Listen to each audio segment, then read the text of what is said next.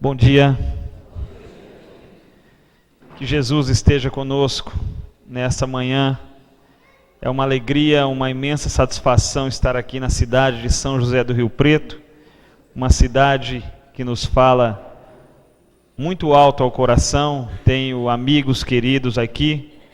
Quando eu morava na cidade de Imperatriz do Maranhão e retornei para o estado de São Paulo, a primeira cidade que vim foi São José do Rio Preto. Então eu guardo aqui caríssimas lembranças que me falam muito alto. E é uma satisfação estar aqui hoje com vocês. Espero sair daqui com muitos amigos, espero sair daqui com muitos companheiros de jornada, com muitas almas simpáticas. Porque este é um dos grandes objetivos da nossa existência aqui na Terra: angariar amigos, angariar almas afins. Há uma questão em O Livro dos Espíritos que é muito clara. Eu vou contextualizar, pode ser que vocês não encontrem com essas mesmas palavras, mas diz o seguinte: toda afinidade é proveniente de conhecimentos de vidas anteriores. E os Espíritos respondem a Allan Kardec: não necessariamente. Duas almas que vibram, que pensam e que sentem na mesma sintonia, se procuram na multidão, mesmo que não tenham se conhecido anteriormente. Então aí nós observamos nesta colocação dos Espíritos que o amor está constantemente em construção. Eu não preciso necessariamente ter conhecido alguém em outra existência para empreender com ele agora laços de amizade, de afeto, e construir assim então uma sólida amizade que pode se estender por séculos e por milênios. Prova da bondade de Deus. E o tema de hoje é reencarnação e evolução. Mas nós vamos fazer disso um bate-papo bem descontraído e gostaria que, se possível, vocês participassem, vocês interagissem comigo. O pessoal daqui gosta de interagir ou não? Sim ou não? Quero só ver. Então vamos ver, para começar, só para começar, para quebrar o gelo, quem pode me ajudar? Eu preciso de um voluntário. Vamos ver se o pessoal vai interagir comigo mesmo. Um só. Pode vir aqui então. Rápido, hein? Foi muito rápido.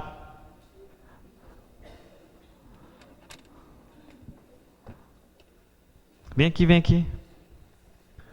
Seu nome é? Edson. Vocês sabem para que o Edson veio aqui? Não fazem nem ideia? Só para ganhar esse livro aqui. A Mãe que Desistiu do Céu. Pronto, Edson. Vai lá. Mas o Edson ganhou esse livro porque ele saiu da zona de conforto. Ele levantou da sua cadeira existencial, enfrentou a plateia e veio até aqui. E quando nós saímos da nossa cadeira existencial, saímos da nossa zona de conforto, a vida costumeiramente nos presenteia. Ontem estive na cidade de Matão e lá há uma atividade muito interessante que o nosso amigo, nosso companheiro de jornada, Orson Peter Carrara, ele quando vai aos centros, ele distribui livros. E quem paga esses livros são alguns empresários. E ele me repassa parte desses livros. Então, todas as vezes que eu vou para Matão, para Dois Córregos, que é a cidade da região dele, Mineiras do Tietê, eu pego esses livros. E eu estava paquerando há muitos anos este livro aqui. A Mãe que Desistiu do Céu. Paquerava há muito tempo este livro, mas não o encontrava. Até que ontem ele falou: Wellington, vamos passar lá no Centro Espírita Nosso Lar e você vai pegar 2 caixas de livros para distribuir para as pessoas. E quando eu cheguei lá, qual não foi a minha surpresa quando eu vejo uma caixa repleta deste livro aqui, A Mãe que Desistiu do Céu, e que ele traz logo no seu início as belezas da reencarnação, da evolução, da bondade de Deus, contando a história de uma mãe que literalmente desistiu do céu. Então narra essa historinha singela, mas de uma mensagem muito profunda, que uma mãe trabalhadora do Cristo aqui na terra desencarnou e chegou lá no céu, foi procurar o seu filho, o Ditinho, que a precedera na viagem de retorno à vida. E procura o Ditinho para lá, procura o Ditinho para cá, nada de achar o Ditinho lá no céu. E aí ela indaga a um dos benfeitores espirituais: mas cadê o meu Ditinho? Ele morreu antes que eu quero encontrá-lo aqui no céu. E ele falou: ah, minha senhora, olhou na lista, o Ditinho não está aqui não. O Ditinho não está aqui. E onde que o Ditinho se encontra? Ah, o Ditinho está nas regiões purgatoriais. Ela falou: então é para lá que eu vou. Se o meu Ditinho está lá, ele está precisando de mim. É para lá que eu vou. E aí o livro segue narrando histórias muito interessantes com o início desta: a mãe que desistiu do céu. Quantas mães aqui mesmo na terra não desistem do céu por conta do amor aos seus filhos, de um constante recomeço. Essas mães apoiam os seus filhos, os seus entes queridos, a recomeçar a sua existência. E que palavra bonita, como é importante e bonito nós ouvirmos recomeçar, o recomeço da nossa existência. E o que é a reencarnação, senão a prova da bondade de Deus num constante recomeço, a nos mostrar que o que não aprendemos nessa existência, iremos aprender em outra existência. O processo de evolução, ele passa pela mudança, e em algumas ocasiões dói, porque crescer dói um bocado. Peço licença para narrar a vocês alguns exemplos pessoais para transformar o nosso bate-papo de hoje de maneira didática e todos nós possamos compreender. Eu tenho 2 filhos, uma menina de 15 e um garotinho de 9. E eu os levei para estudar no colégio onde eu leciono. Consequentemente, sou professor deles, sou professor de matemática, dou aula para os 2. E o garoto, acostumado em outro colégio, uma professora só para ele, teve que se deparar com uma nova realidade. Inúmeros professores, o pai meio que vigiando ele, e começou a reclamar de todo mundo. Eu sempre digo a ele: meu filho, a mudança dói. Crescer dói às vezes, porque nós temos que elaborar um processo de reflexão constante. O crescimento dói, a mudança dói. Nós temos que sair da nossa zona de conforto. Então o processo de evolução, ele passa por isso. E nós temos que bem compreender essas situações. A vida a cada momento, a cada instante, nos exige uma postura diferente. É por isso que eu preciso constantemente mudar. É por isso que a morte do corpo físico, não do espírito que é indestrutível, mas a morte do corpo físico é necessária, porque quando eu começo a me acomodar, vem a morte do corpo físico, me projeta no plano espiritual, eu preciso rever a minha existência, eu preciso mudar. O mesmo ocorre quando estamos encarnados. Quando eu começo a me acomodar, vem a vida naquela roda gigante e nos leva para o outro lado. Eu preciso ir modificando os meus padrões, eu preciso ir crescendo. Tenho 38 anos, mas quando eu tinha 36, há 2 anos, eu tive 3 infartos. Imaginem a situação de alguém que adora comer doce, salgado, um monte de coisas que não deve, ter que mudar todo o seu hábito alimentar. Extremamente difícil. Crescer dói. E como doeu, como é ruim ficar sem comer coxinha. Vocês gostam? Como é ruim ficar sem comer doce. Ontem na casa do Orson, a Neuza colocou um bolo maravilhoso de nozes. E eu tive que ficar só em um pedaço. Como dói esse processo de evolução do espírito. Como dói, nós temos que nos habituar a algumas coisas, a mudar, a crescer, a recomeçar. Porque é preciso recomeçar sempre. Qual o fim? Questão 167 de O Livro dos Espíritos. Qual o fim objetivado com a reencarnação? Expiação, melhoramento progressivo da humanidade. Sem isto, onde há justiça? É limitado o número das existências corporais ou o espírito reencarna perpetuamente? A cada nova existência, o espírito dá um passo para diante na senda do progresso. Desde que se ache limpo de todas as impurezas, não tem mais necessidade das provas da vida corporal. Mas nós ainda temos necessidade dessas provas. Quem aqui já perdeu a paciência, levanta a mão para mim. Sinto em desapontá-los. Ninguém perdeu a paciência. Ninguém perde aquilo que não tem. Nós podemos perder o autocontrole. Então é necessário a prova da paciência para que nós possamos crescer. Se eu não exercitar a minha paciência, como que eu vou adquiri-la? De que maneira? Se eu não exercitar a minha persistência, a minha perseverança, como vou adquiri-la? Impossível. Então são as provas da vida, planeta de provas e de expiações. A maioria de nós aqui está em provas. É preciso se exercitar constantemente. E nós vamos dando a cada existência um passo rumo ao progresso. É muito interessante a hipótese daquele psicólogo norte-americano, o Gardner, quando ele fala das inteligências múltiplas. E nós percebemos que ela se encaixa perfeitamente no que propõe a doutrina espírita.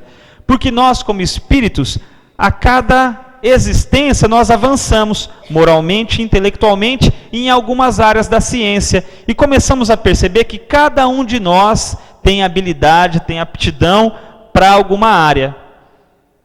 Outro dia eu estava ensinando lá no colégio graus e minutos. Então eu estava dizendo a um garoto lá, 14, 15 anos, olha, 60 minutos é igual a 1 grau. Então, se eu passar 60 daqui para cá, eu vou estar passando 1. E se eu tenho 40 aqui, passei 1 para cá, com quanto que eu fico? 80. Eu falo, não, vamos voltar. Se eu passo 1 daqui para cá e eu já tenho 40, com quanto eu fico? 95. Precisamos de umas 5 tentativas para ele conseguir entender. É uma alma que tem um pouco de dificuldade nesse tipo de raciocínio lógico, objetivo que propõe a matemática. Porém, quando nós fomos fazer uma outra atividade que necessitou de habilidade motora, extremamente desenvolvido, extremamente inteligente nessa área. Eu, por exemplo, não consigo fazer uma circunferência se eu não usar o compasso. Sai torta. Ele tem uma habilidade fantástica. E aí nós vamos percebendo as inteligências que as pessoas vão conquistando. Já pararam para analisar os pontos fortes que vocês têm?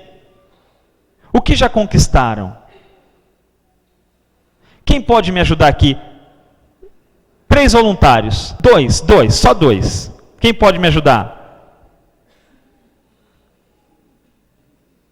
Pode vir, pode levantar, pessoal. 2 só. 1, 2, pronto, um casal, ótimo. Eles estão aqui comigo, mas vocês reflitam, analisem, façam essa reflexão sobre os pontos fortes, os pontos fracos, o que nós já conquistamos, o que não conquistamos. Seu nome é? Cássia.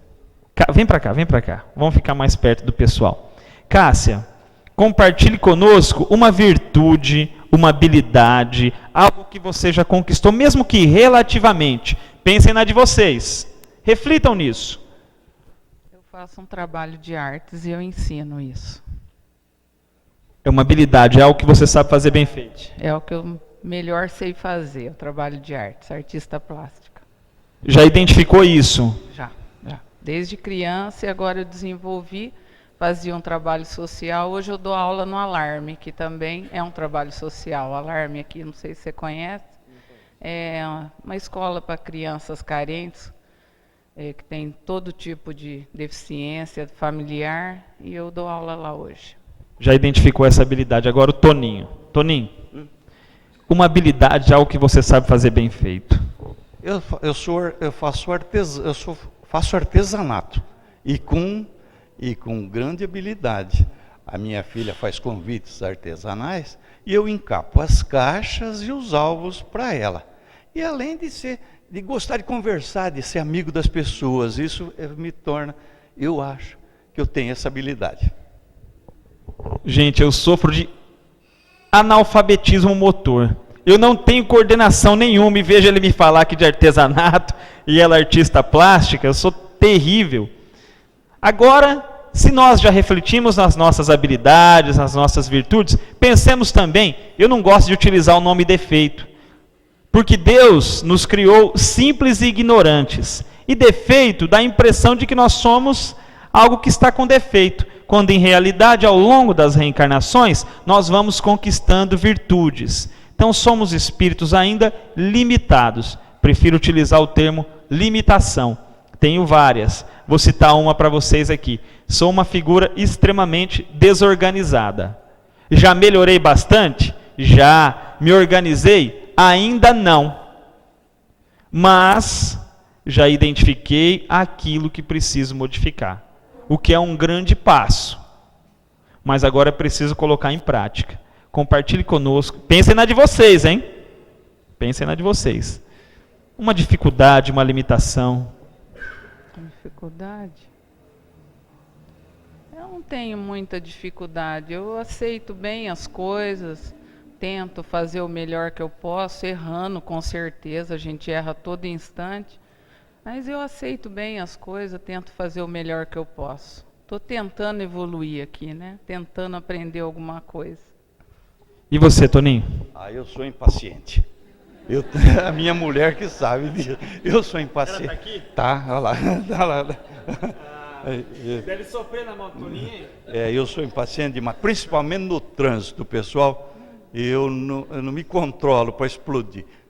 E ela que aguenta, né? Ela que aguenta. É a válvula de escape do Toninho no trânsito. Não saia sem ela. Pode falar. Eu não consigo lidar bem com vício. Eu não aceito uma pessoa que bebe perto de mim, uma pessoa que tenha vícios. Eu tenho uma dificuldade muito grande em aceitar isso. Lembrei, essa é uma dificuldade que eu tenho. Mas interessante é que eles, os nossos amigos aqui, eles já identificaram as suas limitações. E nós? Identificamos as nossas? Pode levar a mãe que desistiu do céu, pode levar a Toninho. Obrigado, pessoal. Obrigado, viu? Vamos com Deus. E nós vamos, ao longo da existência, nos deparando com as nossas próprias limitações e fragilidades. E vamos, então, aprendendo gradativamente a lidar com elas. Toninho, impaciente, eu sou também muito impaciente. Às vezes intolerante. Agora,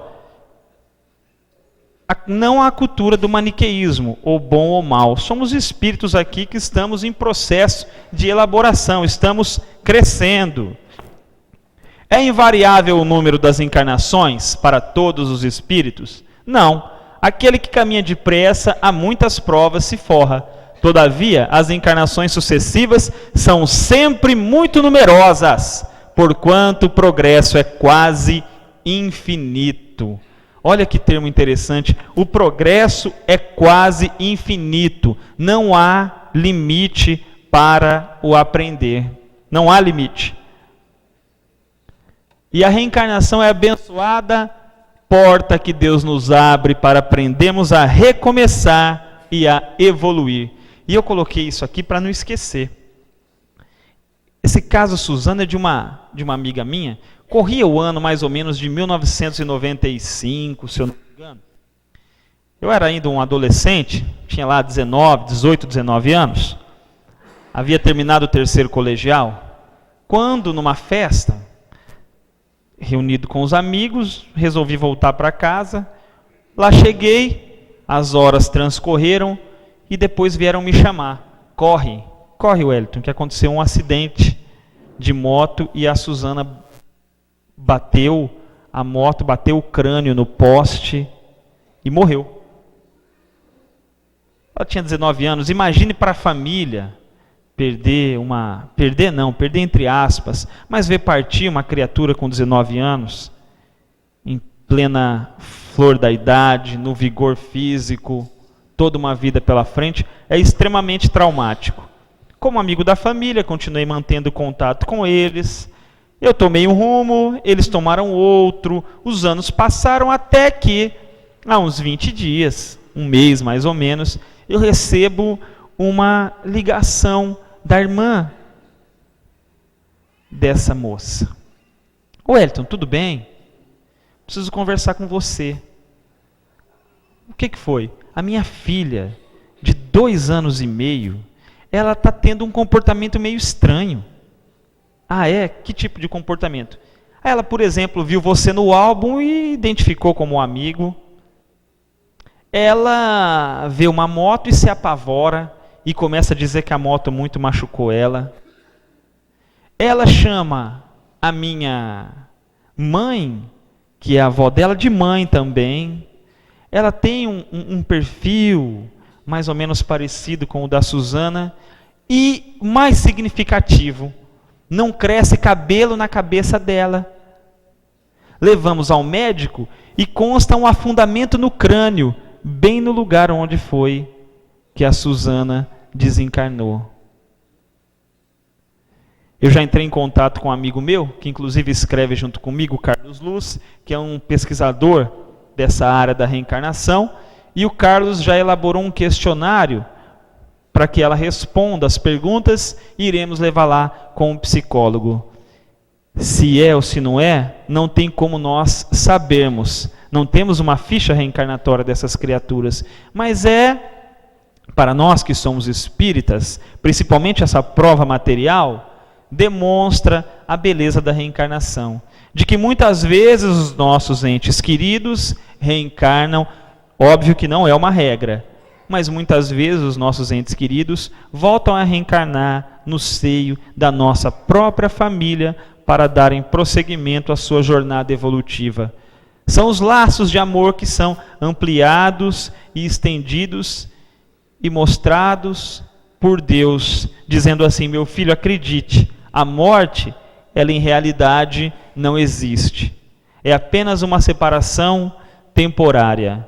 Para quem gosta dessa área de literatura, eu deixo como dica de leitura 20 casos de reencarnação, que é uma obra do Dr. Ian Stevenson, um grande pesquisador da reencarnação, lá da Universidade de Virgínia, nos Estados Unidos. Dr. Hernani Guimarães Andrade também, que desencarnou na nossa cidade de Bauru, presidiu por muito tempo o Instituto Brasileiro de Pesquisas Psicobiofísicas, que estuda os fenômenos paranormais e a reencarnação. Dr. Hernani Guimarães Andrade deixou uma obra vastíssima nessa área, como, por exemplo, o seu único romance, Renasceu por Amor.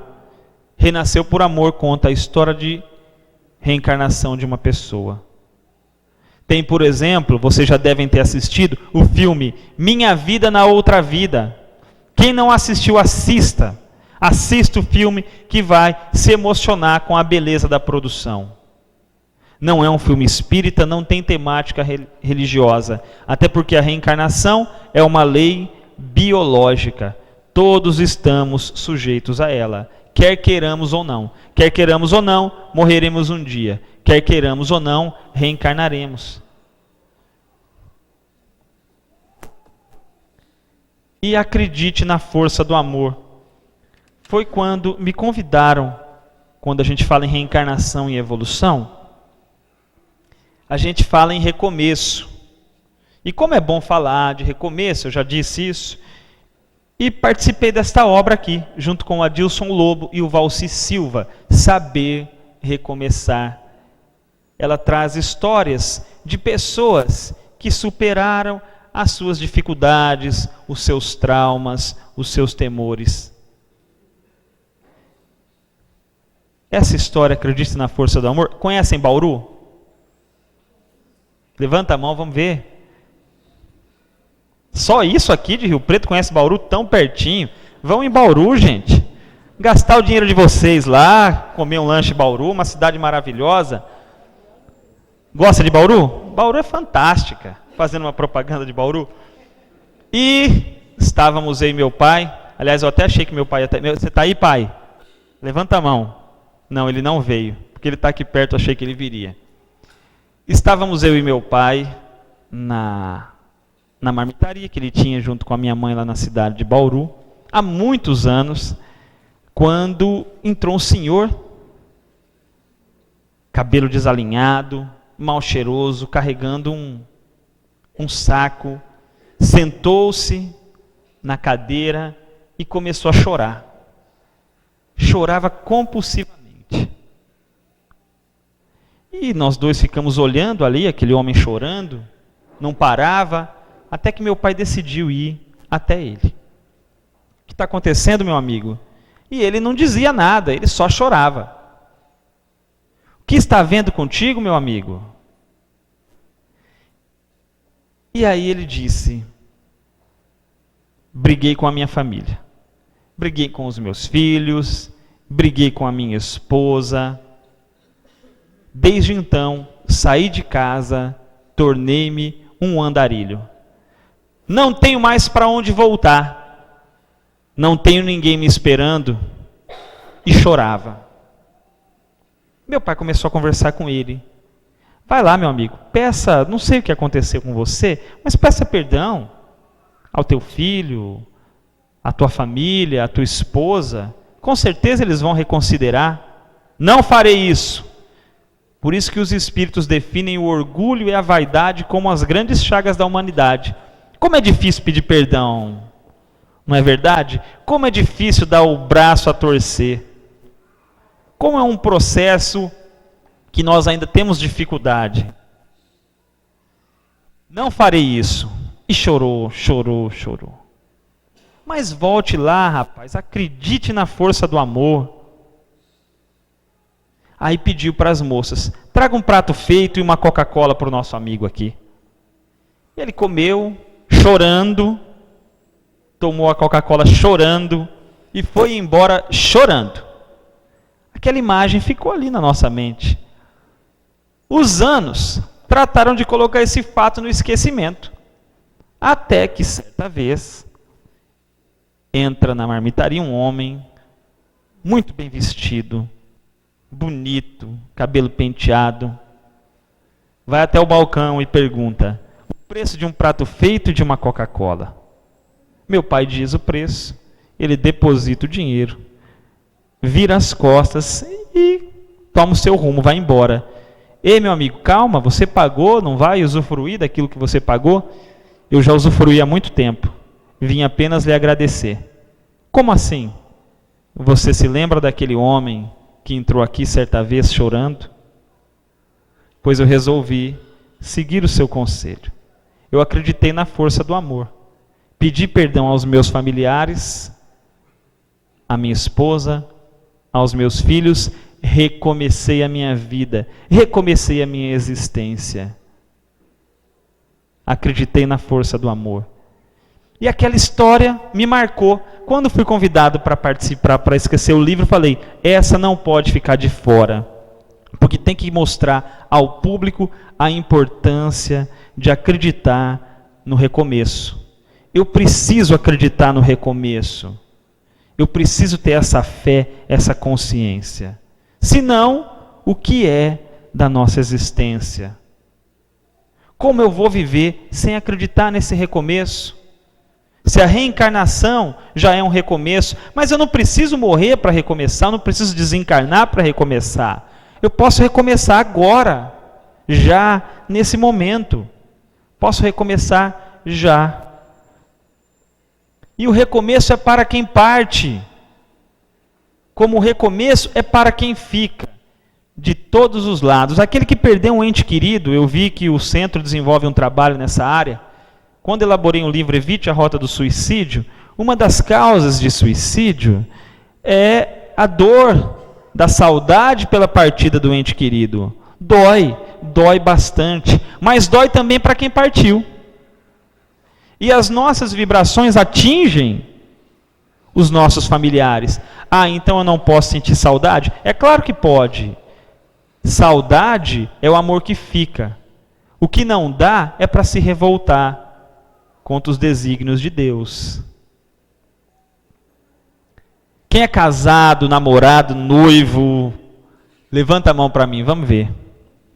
Ótimo, olha só. Recomeço para quem parte, recomeço para quem fica. Imagine você, meu amigo e minha amiga, se o amor de sua vida chega e lhe diz assim: meu bem, decidi que o meu caminho não é mais com você, vou-me embora. Qual é a sua atitude? Ah, vai com Jesus. Mesmo triste, respeito a sua decisão. Vai com Jesus? É essa a sua opção? Vai com Deus. Eu vou recomeçar a minha vida. Vou recomeçar. Ou ingrato, ingrata, lavei tanta louça para Ele e Ele me deixa quando eu mais preciso. Como nós reagimos? E pode acontecer isso? É claro que pode. Com qualquer um de nós. Como nós estamos nesse quesito? Sabemos recomeçar ou não? Porque o recomeço é para ambos. Olha que questão interessante e que muitas vezes não refletimos.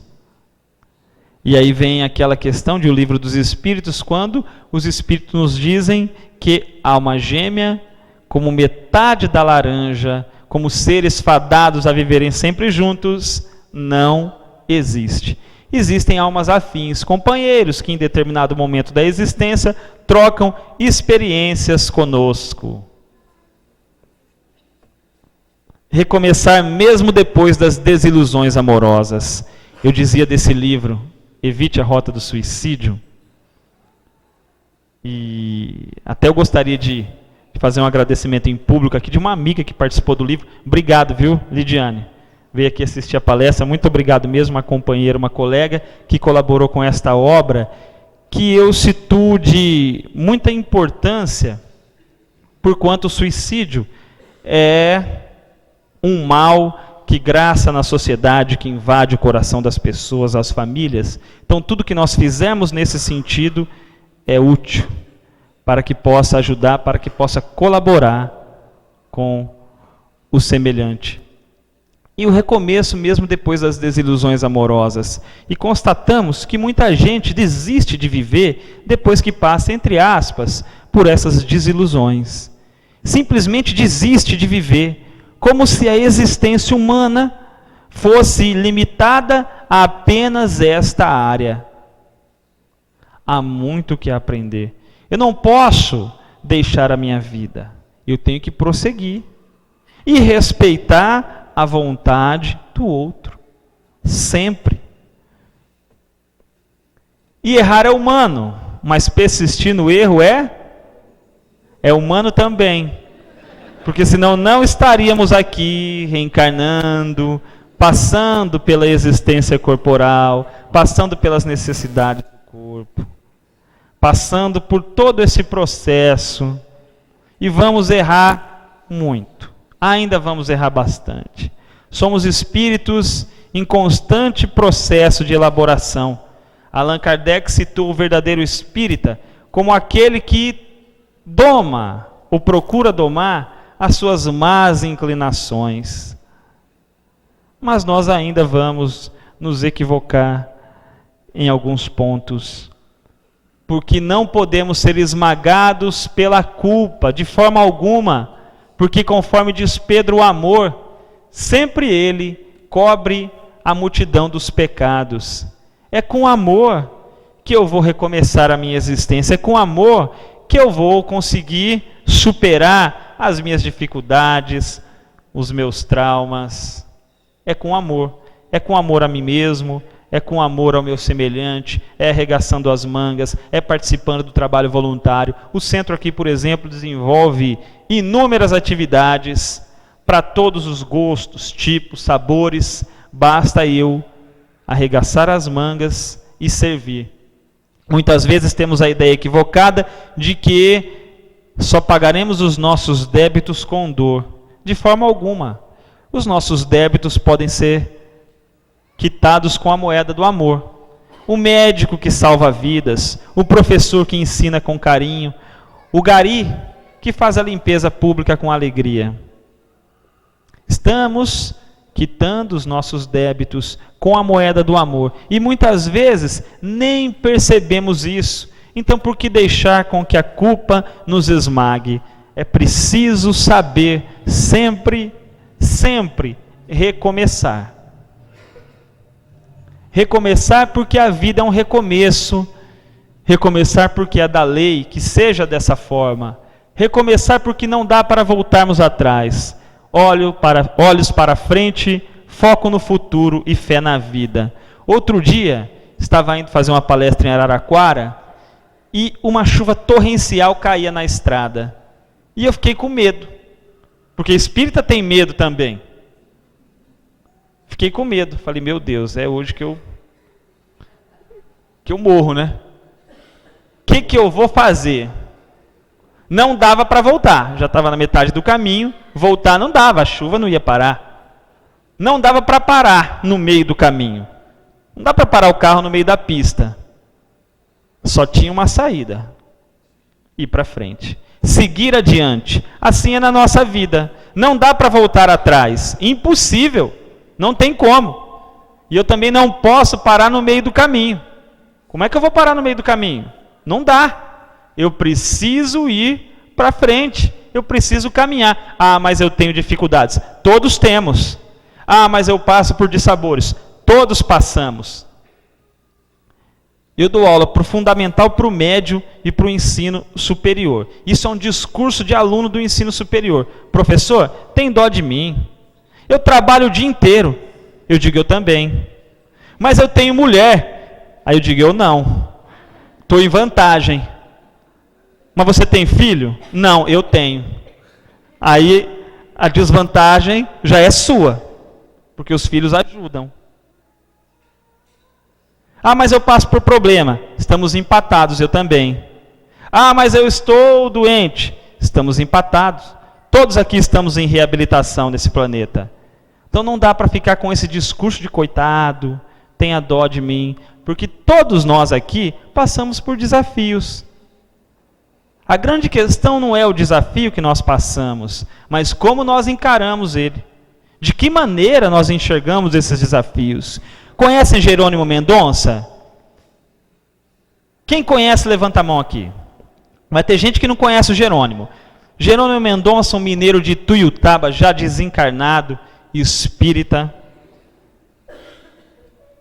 Certa vez, Jerônimo Mendonça compareceu a um centro espírita. Quando tinha seus 18 anos, se considerava um jovem muito bonito, ia no espelho e dizia para o espelho: ei, Tarzan, como você é bonito, como você tem saúde, Tarzan. Dizia só para o espelho, para ele mesmo. E quando compareceu ao centro, ficou sentado lá na última fileira. E aí, no final da reunião, alguém pergunta: quem é o Tarzan? Ele quieto, ninguém sabia daquilo. Tímido, constrangido. Quem é o Tarzan? E ele: Tarzan, agarra-te no cipó da fé, que a partir deste momento adentrarás a selva da dor. 6 meses depois, já conhecendo a doutrina espírita, o Tarzan começa a ter um problema nas suas pernas, que foram gradativamente se paralisando. E Jerônimo Mendonça, então, ficou sem poder se locomover. Sofria dores atrozes no peito e ainda assim ficou cego.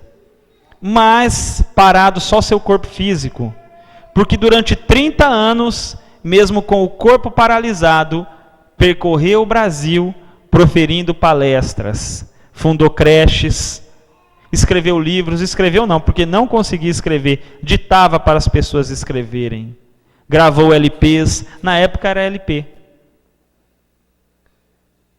Desenvolveu um trabalho largo pelo Brasil todinho. Fazia palestras deitado numa maca, ele só falava. sem reclamação.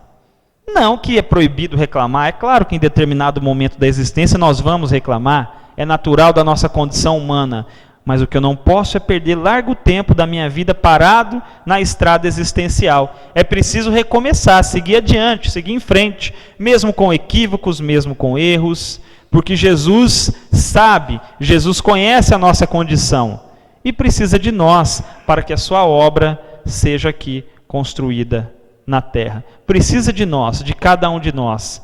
A importância que nós temos para Deus é imensa, é imensurável. E não se trata de conversa de autoajuda, é a pura realidade. Nós não temos ideia do que uma palavra amiga, do que um conselho, do que o trato com as pessoas pode ocasionar. Outro dia estava lendo uma pesquisa e que as pessoas mais querem não é beijo, não é abraço, não é sexo, não é nada disso. As pessoas querem atenção. Atenção. Quem é a pessoa mais importante da nossa vida? E ocorrerá uma transformação social quando a pessoa mais importante da nossa vida foi aquela que estiver conosco naquele determinado momento. Ah, mas eu só vejo a Beth 5 minutos uma vez por ano. Que naqueles 5 minutos, uma vez por ano, eu seja dela e ela seja minha. Ou seja, que nós estejamos conectados um no universo do outro. As pessoas mais importantes são aquelas que estão conosco naquele determinado momento. Hoje, neste minuto, neste momento, quem é mais importante para mim? Vocês ou meus filhos? Neste determinado momento, vocês. Porque é com vocês que eu estou. É aqui que deve ficar a minha atenção. É aqui que eu devo estar de corpo e alma. Uma vida mais leve, por que não? Eu também padeço desse mal, viu, Toninho? Como é difícil. A impaciência no trânsito. Mas já abriu o sinal, por que ele está parado ainda? Ele não está vendo? Buzina para ele aí. Cuidado com os infartos, viu, Toninho? Eu tive 3. Eu olhava sempre para o outro sinal. Eu nem olhava para o meu, eu olhava para o outro. Ficou amarelo o outro, ele não vai passar. Aceitar-se e aceitar que nem tudo na vida depende de nós, a não ser aquilo que é realmente problema meu. Tem coisas na vida que não dependem de nós. Outro dia uma amiga me disse, eu fiquei chateada com fulana que falou mal de mim. Aí ela falou mal de você? Falou. Aí o problema é dela. Mas eu fiquei chateada. Agora o problema é seu. O problema nosso são as nossas atitudes, os nossos pensamentos, as nossas omissões. É problema nosso. O problema dela é aquilo que ela faz. Meus amigos, trouxe alguns livros para vocês. São algumas das obras que tive a oportunidade de escrever. Este aqui, Saber Recomeçar. A 6 Mãos. O Arena de Conflitos, que é um romance com o Orson. Espiritismo Atual Educador. Nos Braços do Pai. O Caminho de Cícera. E não há erros imperdoáveis, equívocos irreparáveis, porque o impossível é Deus errar. Ah, mas eu errei. Não há erro imperdoável. Eu vou precisar reparar, mas não há erro imperdoável. Não há equívoco irreparável. Eu posso reparar tudo, se não nessa existência, numa próxima. E para Deus é impossível o erro. Deus não erra jamais. Deus não abandona os seus filhos. Na questão número 1 do Livro dos Espíritos, inteligência suprema, a causa primária de todas as coisas, tudo sabe, tudo vê, tudo entende, tudo compreende. É a nossa visão que é ainda limitada, que muitas vezes não consegue enxergar Deus agindo em nossa vida, o universo conspirando a nosso favor. Pela atenção de vocês, pelo carinho, pelas vibrações emitidas, meu muito obrigado, meus votos de paz e, muito mais do que saúde, desejo a vocês serenidade. Com serenidade nós enfrentamos qualquer desafio existencial. Que Jesus nos abençoe. Muito obrigado.